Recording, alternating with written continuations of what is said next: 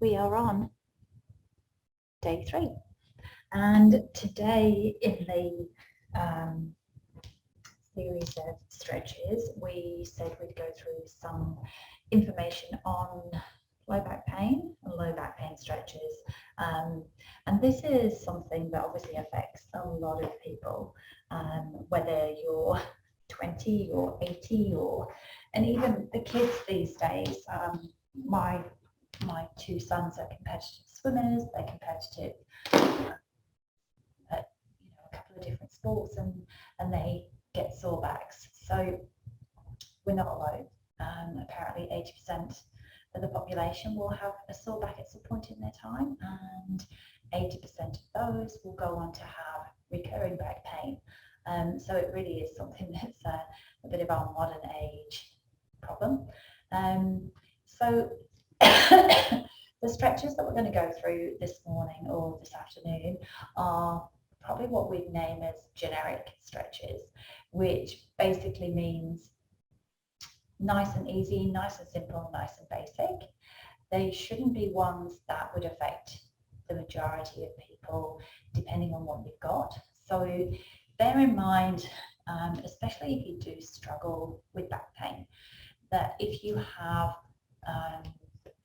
something like a disc problem that's quite acute, or you have some injury in your spine, you've been in a car crash, or you've had a problem, there's certain things that your therapist or physio might say you should and shouldn't do. So bear those in mind. Other sort of issues that people might have is if you have something like a spondylolisthesis, where there's a bit of a shift in the vertebra, then there's certain movements that you shouldn't be doing, which is similar if you've got pelvic issues or pelvic pain. So probably my caveat is, if you are not sure, make sure you get checked. Because when people say, look, can you show me some stretches for lower back, I'm going to show you some stretches for lower back. But if you do have a problem with your lower back, then obviously make sure that these are something that your attending therapist is happy for you to do. In the general scheme of things, they're fairly innocuous, and they're fairly basic. There's not going to be anything overly high tech in them. But in the big scheme of things, if you are acutely sore and you have acute back pain, they're probably stuff that you'd want to be checked with first. So, excuse me. As you can see, I'm on the floor, so I have a mat. In terms of the surface that you use for stretching, it doesn't really matter, but I'd probably say just make sure that you've got a little bit of protection, because on a hard floor it's not that nice. If you are going to be using something where you're lying in bed, it's generally fine as well if you do your stretches in the morning before you wake up, but also before you go to bed at night. The main thing about your bed surface is that it's fairly consistently firm. It's not that you've got a big saggy, if your mattress has got a nice big sag in the middle of it, or your mattress is too soft that you basically sink into it.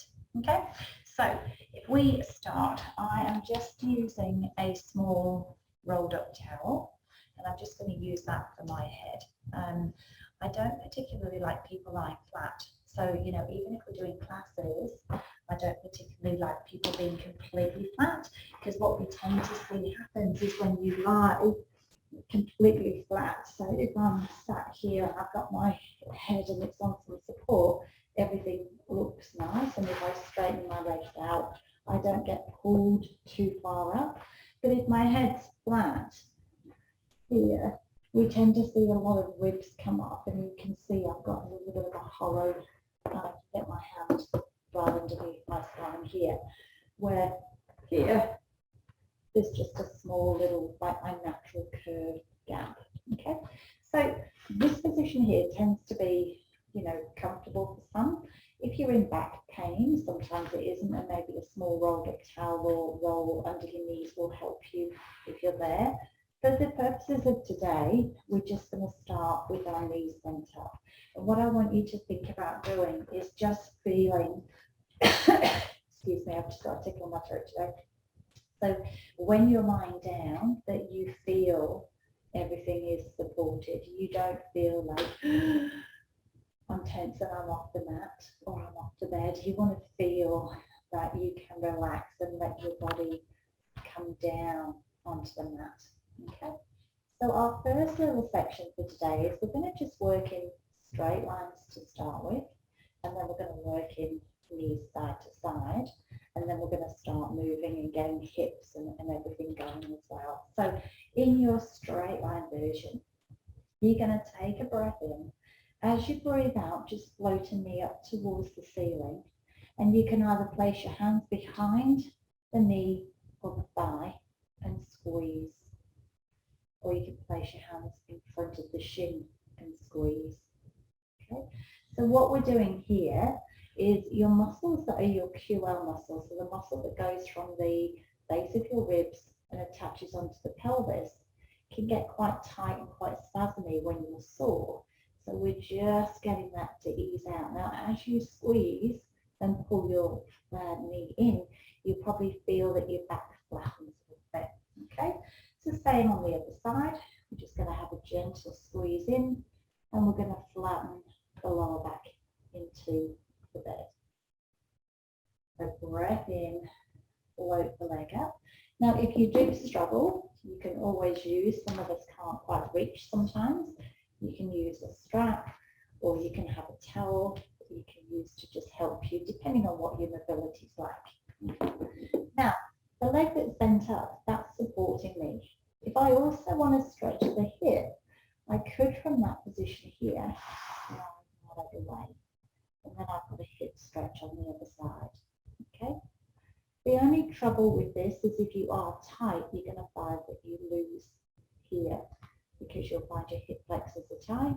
So to get that leg flat, you might find you lose a little bit of movement. So really doesn't matter. This is about just being comfortable for you. So it's one of the questions we get asked a lot. Should I have my leg bent with me, or should I have my leg straight?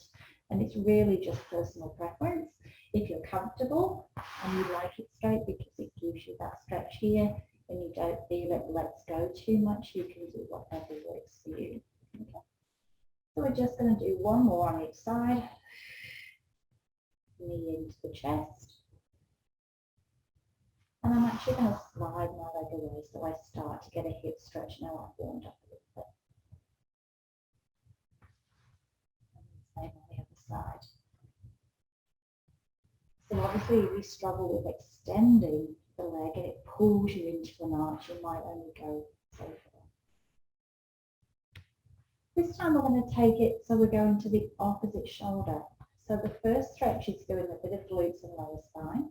This stretch, I'm taking it, instead of angling it to the same side, I'm angling it slightly across towards my opposite shoulder. So now I'm starting to feel the stretch around my glute area. And back. Same on the opposite side, we're going to take it just on a slight angle. And I would probably do on this what you've done on the other side. We're just taking it in with the knee bent to start with. And if you feel that's comfortable and you can feel that that's a different space of stretching, then you can maybe look at stretching the other leg out. Okay, so again, have it bent, or you could get it right down to the floor, wherever is comfortable for you. I would probably lift the leg on a breath in, so that you've just got a little bit of give and you've got some support with your tummy. Again, if you prefer and you'd rather have this a little bit higher, you could definitely have whatever your head support is higher for you if that feels happier and you feel like it's giving you a bit more support. So we're taking that to the opposite side and stretching that leg out. And this is going to feel more sort of down in that lower glute area here. So as you pull it across, you'll feel that it's moving a different way. So your QL is being stretched this way, and then we're also starting to stretch out the glutes on the other side as well. Okay, so I'm just noticing my spot is reflecting. Well, no, actually, it's a dot on the computer. My mouse is on the computer and it's making me think I've got a spot from there. Lost my train of thought now. So we're going to do first leg in, Second leg in. Now we're doing both legs together. And we're just gently going to pull. So we're just gently easing our spine across. To release, we're going to come down one leg and then the other. So breathing out, first leg up, hold, second leg up to join it, hold, and now we've got the double stretch. Okay. If your head's a little bit flatter, you might feel that you might want to go a little bit higher into that stretch. I'm just going to pop my head back in, but you're just coming to where it's comfortable. And then release it down. One leg and then the other. Okay? I'm going to take the hip now. So we're just going to think about one hip and moving it out into a circle. And the same on the other side, it's moving into a circle. Okay? But we're going to do them both together. So first leg comes up, second leg comes up, and our hands are on top of the knees. And you want to keep your legs where they're just nice and floppy. We don't want them on tension or moving for you. You just want to let them hang and not help you so much. So the knees come in and the movement's coming from the arms. Okay, we're not using the legs to help us move. Use the arms to come in. Keep the feet together if it's helpful for you. And then we come down and around. So we're just starting to get some movement around and through the hips. And this is quite a nice one because it starts to open your spine a little bit more. Doesn't matter where your feet are, so if you prefer your feet to come apart as you go, or you prefer keeping the toes together so that you feel there's a little bit of support and connection between the two, doesn't matter. We're going to go the other way. Circled. The big thing on this one is as you're coming here and back through, you're not letting the back come off the floor, staying connected through here so the legs aren't going too far away. So what we've started to do here is just get a little bit of movement through the hips as well. Okay, these are just called hip circles, but they're hip circles in a sort of non sort of stretchy way. You've not got all your hamstrings involved, so it takes some of the pressure and load from that strain. We're going to put one leg down and then the other. Okay. From here, I'm going to take my arms out to the side slightly, so you can start here. We can have them 45 degrees, and we're just going to gently start with knees moving side to side. Okay. Now, the further away your legs are, the more likely you are to arch at the ribs. So I would try and start with your shins relatively vertical as mine are, because that's not going to put as much strain on my spine or as much strain on your spine. As we're stretching now, we're starting to take in more of those side to side movements. So as I move, I'm going to feel it across through here. I'm going to try and use my tummy to help me come back. And as I move, I'm going to start to feel my obliques, the outside of my thigh, and maybe a little bit into my lats. Okay? The arms are just here to help you and stop you moving. So as you're moving side to side, if your arms are here or here, the tendency is that you'll start to lift your shoulders, where if your arms here, you're going to start to get that change. Now, if I use my knees to come back here, I'm going to start using that spine again. So what I want to focus on is as I come back, I'm just dropping that hip back and using my abs to help me when I come to the other side. Same from here, I'm just dropping my rib cage and my hips, and the movement comes side to side. Okay? As I get more range, you might find that you get your knees further down to the floor, so you'll get a little bit more range there. Now, if you feel that that's not enough for you and you want more stretch, you can always cross the knee over. As you cross the knee over, you're getting an added stretch with the ITB, lateral quads, lateral hamstrings and glutes. And again, up into the lats and the QL and the obliques are going to start moving as well. You might also feel it into your pecs as you move. Again, using the tummy to come back, I'm going to change legs and cross. So I'm starting to get a little bit more range. Now again, if this doesn't feel like it's enough and you want a little bit more, you can keep that knee and bring it back the same way, because now I'm getting more stretch on the opposite side. Okay, so the first one, we crossed the leg over and we moved. We came back to center, we crossed the leg over and we moved.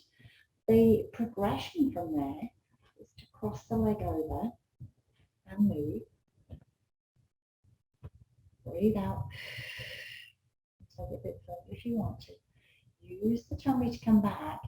Don't uncross the leg, just keep coming across.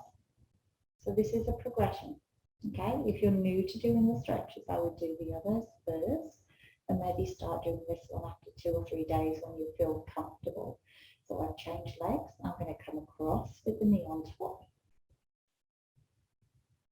I'm using my tummy to come back, and then I'm going to keep my leg there as I stretch the opposite way.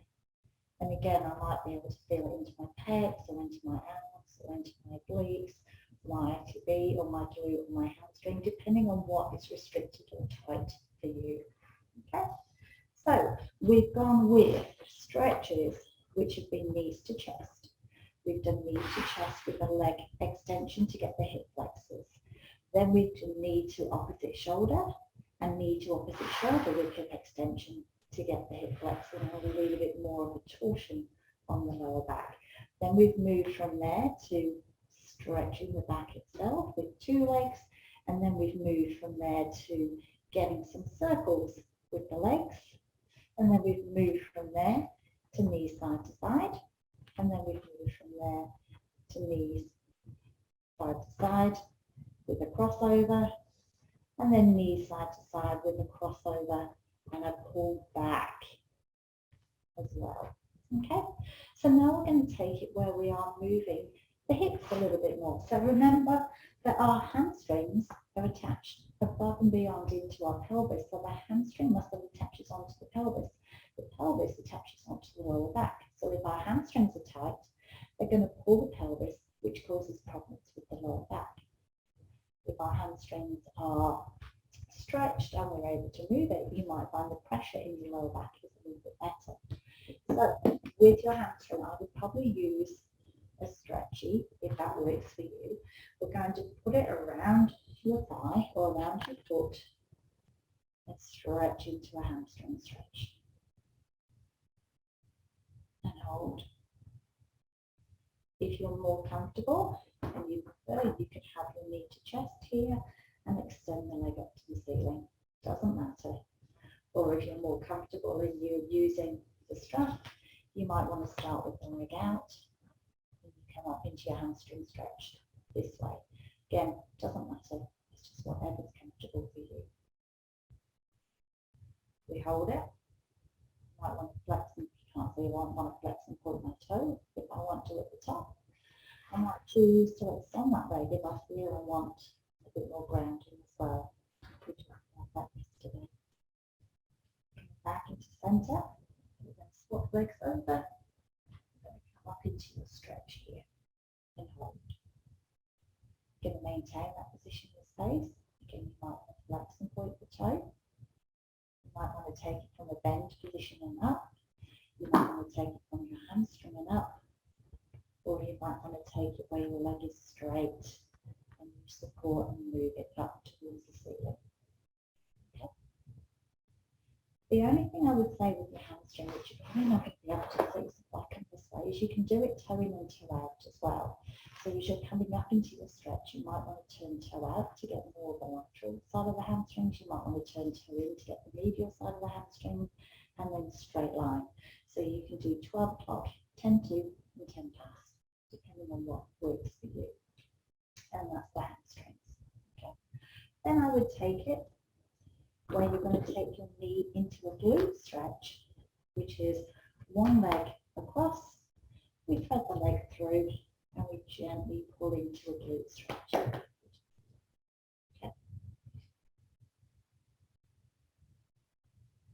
So if you were doing these, you just want to make sure that you're not curling and really pulling here, because most people come and they pull from the top end, and then you're active and you're sort of doing away with a bit of the stretch. If you let the head come down and relax and just use that leg to pull into you, you'll find you stretch a bit more. Let's swap legs over here. So I cross my leg over, ankle sits on the top of the thigh, and then we just lift and use this leg to pull in. Okay, you should feel it in the outside of the leg that's on top. If you want the bigger stretch, you can always use your hand to press it up. Again, just breathe into those stretches. Come back into center and rest. Now, if you want to do them both together, because some of us are time for, you can go from your hamstring stretch here, straight into your glute stretch, and here. You don't have to do them separately. So whatever works for you time-wise. Okay. And then the last one we're going to do is a stretch into inner thighs. So we're going to use feet together, and we're just going to let the legs sit into a butterfly stretch. So you just want to make sure they're nice and even. Then don't be too far away because it pulls you back and it pulls your pelvis and hips higher. You want to keep your feet a little bit closer to your pelvis and allow the knees to come front. Okay. So this is called just butterfly stretch. And again, if you want to do your pecs at the same time, you can take the pecs out. Just again, be careful you're not arching or you're not lifting and changing your position. You're just trying to get a nice, easy stretch throughout. To come back into center, we just bring the knees back together. And again, feet come together, knees fall apart, and just ease into that stretch. Okay. Now, if you've been and done all those stretches and moves, you're going to find that sort of definitely from the lower part down, you should have a little bit more mobility in the spine. If you want to add on long leg circle stretches, you can take a single leg, we can take the leg out into a circle, come down and around. So we're adding on some leg stretches. Okay. Just make sure that you've got the mobility. So if you haven't, you can always do them with a bent knee. So you could just do stretches using your knee like we did before with the hip circles. Now we're just adding on a little bit of stretch with everything else. So we're coming up and around and down. And again, your choice, whether you want to do it lying down and the leg straight. If you are, I would anchor with your opposite arm. So as you come across the body and out and around, you'll feel that you've got some support and you're not really just moving too much. Now, sometimes when people are doing these, they might feel that they get a click or like a bit of a snap in their spine. And what happens is as you're coming down and around through here, you get a little click. Okay, so you go, oh, my spine's clicking, or you feel something jumping. Generally what's going on is it's your hip flexors aren't strong enough, or they're a little bit tighter, and then not controlling you through the movement. So your aim there would be just to give a bit of support so that you help and keep the knee bent on the other side rather than being long, which might put a bit more torsion going on there. Okay, if it's a painful click, you need to be looked at. If it's just where it feels like there's a little bit of a tendon and it's just sort of a bit of a click every now and again, it's generally just caused by an imbalance in the hip flexor muscles as they sit along the lower back. Okay, so that's your little quick series stretches. It's probably been maybe about 15 minutes or so for me to go through. Doesn't mean that you have to spend 15 minutes. You can take bits of that you like. You can take bits that you need. The big thing is that you've been and you've loosened everything up and it feels good, and then we all just go, yeah, now we're up and we do whatever we want to do. So I want you to think about how if you then feel better, you get up. All right? So you're going to roll onto your side and push yourself up so you sit nice, or whether you're just going to be coming from here, for those of you who've done it before, and you come up into a little roll, which is obviously a little bit more work. So coming onto your side as you move, come onto your side, use your elbow, legs can fall off the bottom of the bed or wherever you might be, or as I'm sat here, I'm just sat on the floor. So about 15 minutes worth of stretching. I hope that it's helped, or I hope that, you know, excuse me, it's giving you a bit of an insight. Probably the biggest thing from a physio point of view is that people do know that they need to stretch, but they might start stretching here and then that bit and then that bit. The sequence I've just done there is sort of a logical sequence to say this is the bit that we start with and we do it in short lever, then we add on a little bit of here and a bit of stretch, and then we add on the next bit, and then we add on the next bit. So we're not just straight into let's just go and do all this. We've actually got a little bit of a lead up where you can go, oh, actually this bit's tight. Same with the knee side to side. We're not going back into great big stretches straight away.